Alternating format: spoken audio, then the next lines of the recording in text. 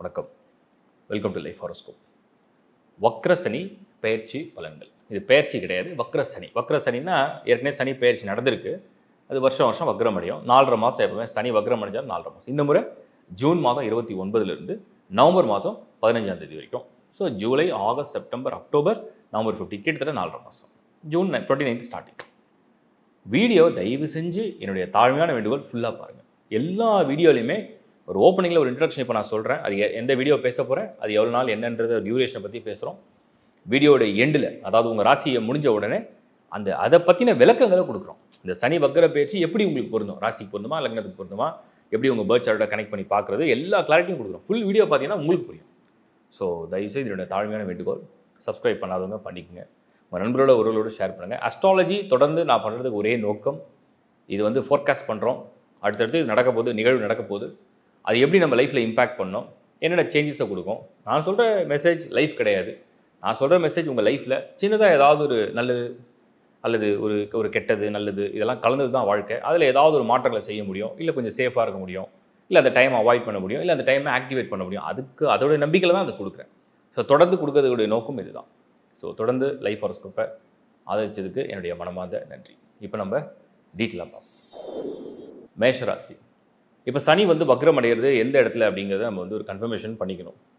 சனி வந்து வக்ரம் அடைகிறது கும்பத்தில். இப்போ கரண்ட் பொசிஷன் வந்து சனி வந்து கும்பத்தில் இருக்கார். கும்பங்கிறது உங்களுக்கு தெரியும், அக்யூரஸில் கும்பமில் அந்த சனி பொசிஷன் ஆகிருக்கு. வக்ரம்னா என்ன, வக்ரம்னா என்னன்னு முதல்ல நீங்கள் தெரிஞ்சுக்கணும். அது வீடியோட எண்டில் கிளியராக நான் கொடுத்துட்றேன். பட் வக்ர காலத்தில் எப்படி இருக்கும், மேஷத்துக்கு எப்படி இருக்கும், இது ராசியா லக்னம்னா லக்னம் தான், ஏற்கனவே சொல்கிறதான் லக்னம் தான் விதி. அதுவும் வீடியோ எண்டில் கொடுத்துட்றேன். இப்போ மேஷத்தை பொறுத்த வரைக்கும் இந்த வக்ர பலன்கள் சுபமா அசுபமா, ஃபஸ்ட்டு பாயிண்ட்டுக்கு வந்துடுவோம். அவர் எங்கே இருக்கார், மேஷத்துக்கு 11. 11னா என்ன, 11னா லாபம், 11னா ஆதாயம், 11னா முன்னேற்றம், 11னா உயர்வு, பதவி எல்லாமே இருக்குது. ஆனால் வக்ரமாச்சே. இப்போ வக்ரம் அடிச்சதுன்னா அது ரெட்ரோனா பின்னாடி போகுது. ஆக்சுவலாக பின்னாடி போகாது, கிரகங்கள் பின்னாடி போகிறது இல்லை. ஸோ இப்போ இந்த வக்ரமை வந்து பலனை எப்படி எடுத்துக்கலாம், பாசிட்டிவாக எடுத்துக்கலாம், நெகட்டிவ் நீங்கள் எப்படி புரிஞ்சுக்கணும்னா, மேஷம் அப்படிங்கிறது செவ்வாயுடைய ஒரு ராசி, செவ்வாயுடைய ஒரு லக்னம். செவ்வாய் இயற்கையாக சுப கிரகமா அசுப கிரகமா, 2 பாயிண்ட் வந்துடணும். அது அசுப கிரகம். அப்போ அசுப சக்தி, அசுப தன்மையை கொண்டது தான் செவ்வாய். அப்படிப்பட்ட லக்னத்தில் பிறக்கிறவங்களுக்கு சனி வக்ரம் அடையும் பொழுது நிறைய நல்ல பலன்களை இயற்கையாகவே தரார். இதில் உங்களுக்கு வந்து சனி எந்தெந்த வீடுகளுக்கு அதிபதி அப்படின்னு நீங்கள் ஒரு பாயிண்ட் எடுக்கணும். மேஷத்தை பொறுத்த வரைக்கும் சனி 10, 11 தொழில் லாபம்.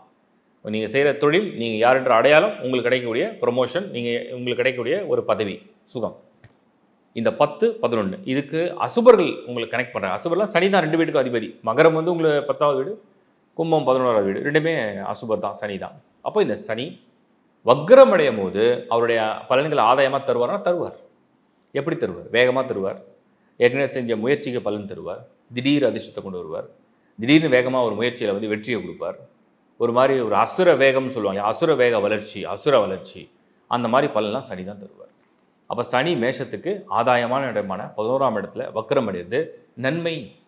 எதுக்கு நன்மை அப்படிங்கிற ஒரு பாயிண்ட் இருக்குது. சனியுடைய பார்வை எங்கே விழுது, மேஷத்தில் தான் விழுது, 3வது பார்வை. சனியுடைய 7வது பார்வை கும்பத்துலேருந்து சிம்மத்தில் விழுந்தோம். அப்போ சனியுடைய 7வது பார்வை மேஷ ராசியில் பிறந்தவங்களுக்கு 5ஆம் இடத்துல ஒரு பார்வை. சனியுடைய 10வது பார்வைன்னு ஒன்று இருக்குது. சனிக்கு வந்து 3, 7, 10 விசேஷ பார்வைகள். ஸோ சனியுடைய 10வது பார்வை அது எங்கே விடும், கும்பத்திலிருந்து விருச்சிகத்தில் விடும், உங்களுக்கு 8வது இடம். இப்போ மேஷம் என்ன புரிஞ்சுக்கணுன்னா, மேஷத்தை பொறுத்த வரைக்கும் பதவிக்காக காத்திருக்கவங்களுக்கும் ஒரு வருமானத்துக்காக நல்லா காத்திருக்கவங்களுக்கும் இருக்கிற பிரச்சனைகளை நிவர்த்தி சால்வ் பண்ணணும் அப்படின்னு நினைக்கிறவங்களுக்கு இந்த வக்ர காலம் சுபமான காலம். வக்ரம்னா அது ஒரு எக்ஸ்ட்ரா எனர்ஜி. அப்போ அந்த எனர்ஜியான ஒரு கிரகமான சனி ஒரு அசுப கிரகம். ஒரு அசுப கிரகம் தொழில் ஸ்தானத்துக்கு, கேந்திரத்துக்கு அதிபதியாக வரதுனால, கேந்திரம்னா என்னென்னா 1, 4, 7, 10. கேந்திரம்னா ஸ்கொயர்னு வச்சுங்க, ஈஸியாக புரிஞ்சிடும், சதுரம். அப்போ 1, 4, 7, 10 அப்படிங்கிற 4 ஸ்தானத்துக்கு எப்போ அசுபர் கனெக்ட் பண்ணுறாரு, அசுபர்னா அது வந்து நெகட்டிவ் ஷேடு உள்ள ஒரு பிளானட். ஒரு அசுபர் கனெக்ட் பண்ணும்போது சுப பலன்களை தருவார் வக்ர காலத்தில். அப்போ வக்ர காலம் என்பது மேஷத்தை பொறுத்த வரைக்கும் வருத்தமான காலம் இல்லை, வளர்ச்சியை கொடுக்குற காலம்தான். அது என்னன்னா அதோடைய ஸ்பீடு வந்து கொஞ்சம் ஓவர் ஸ்பீடாக தெரியும். திடீர்னு வந்து 100லேருந்து 140 மதிக்கிறீங்க, 150 மதிக்கிறீங்க. அப்போது அந்த ஸ்பீடில் வந்து ரைஸ் பண்ணுறீங்க, 150 போகிறீங்கன்னா எப்படி இருக்கும், கொஞ்சம் டென்ஷன் இருக்கும். ஆனால் டைம் கரெக்டாக போய் சேர்ந்துருவீங்க, இன்னும் ஃபாஸ்ட்டாக போய் சேர்ந்துருவீங்க, குயிக்காக ரீச் பண்ணுறீங்க. ட்ராவல் பண்ணுற ரோடெல்லாம் ரொம்ப நல்லா இருக்குது, பட் ஒரு டென்ஷன் இருக்கும். அந்த மாதிரி சனி வந்து எமோஷன் எப்படி இருக்குன்னா ரொம்ப ஒரு டென்ஸ்டாக இருப்பீங்க, பட் ரிசல்ட்ஸ் எல்லாம் வந்து ரொம்ப வேக வேகமாக பண்ண வைக்கும்.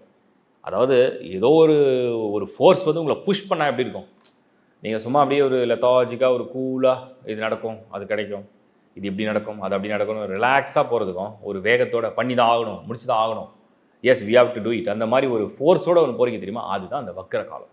இது யாருக்கெல்லாம் பொருந்தோம், தொழில் வேலை, புதுசாக வேலை தேடுறவங்க, புதுசாக தொழில் தொடங்குறவங்க, முதலீடு செய்கிறவங்க, மாணவர்களுக்கு வந்து பர்டிகுலராக அந்த காம்படிட்டிவ் எக்ஸாம் எழுதுகிறவங்களுக்கு, அதுக்கப்புறம் வந்து பொருளாதார சம்மந்தப்பட்ட கொடுக்கல் வாங்கல் அல்லது ப்ராஜெக்ட் பண்ணுறவங்க அவங்களுக்கு பொருந்தோம்.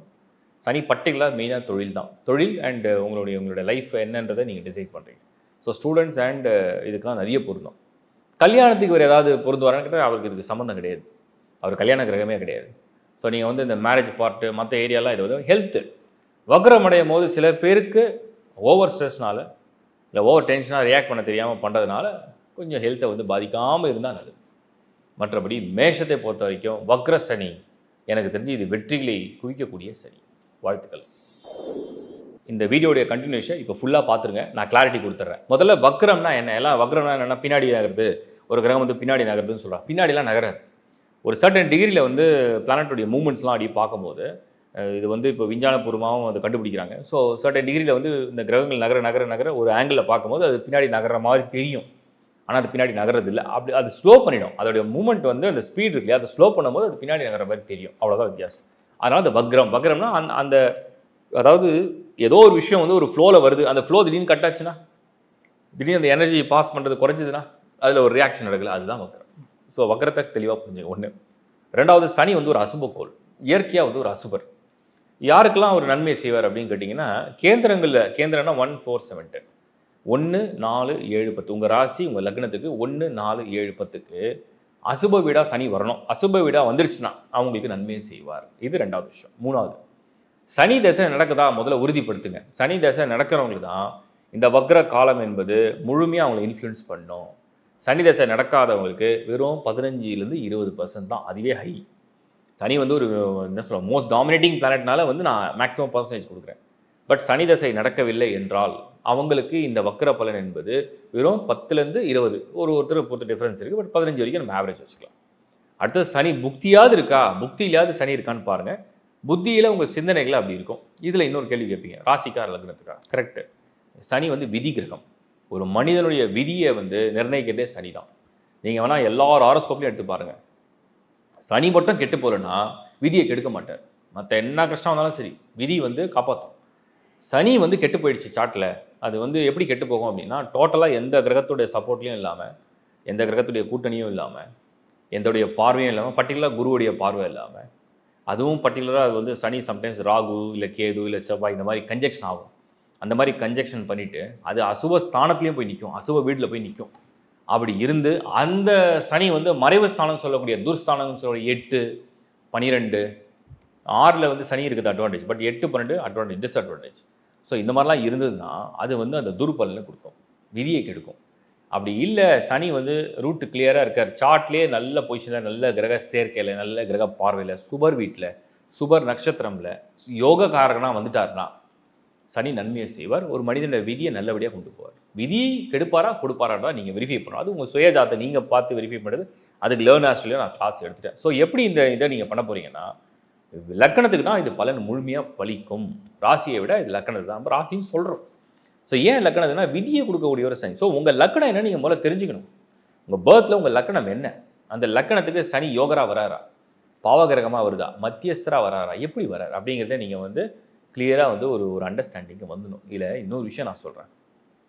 நீங்கள் சனி மட்டும் பார்த்தீங்கன்னா, அதாவது இரட்டைப்படை வீடுகளுக்கு அதிபதி, எப்படி பார்த்தாலுமே சனி ஆல்மோஸ்ட் எல்லா ராசிக்கும், அதாவது எல்லா லக்னத்துக்குமே ஏதாவது ஒரு நன்மையை செய்யக்கூடிய ஒருவர். நீங்கள் உதாரணத்துக்கு எடுத்து பாருங்கள், மேஷத்துக்கு 10ஆம் இடமான தொழிலை நிர்ணயிக்கக்கூடியவர். ஸோ முக்கியமான விஷயத்துக்கு வரார். ரிஷபத்துக்கு யோகக்காரனே அவர் தான், அதிர்ஷ்டத்தையே அவர் தான் கொடுப்பார்.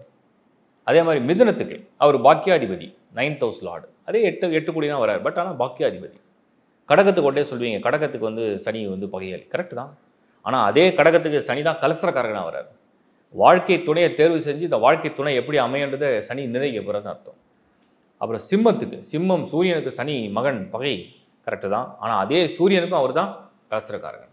ஸோ அதாவது அரச குடும்பம்னு சொல்கிறோம். அரச குடும்பம்னா ஒரு ராஜா ராணி அந்த மாதிரி வீடுகள் தான் சூரிய சந்திர வீடுகள். கடகமும் சிம்மமும் பார்த்திங்கன்னா அரசர்கள் சம்மந்தப்பட்டது, அரசு சம்மந்தப்பட்டது. அப்போது வந்து அந்த காலத்தில் வந்து ராஜா ராணியாக அது சூரிய சந்திரர்கள்.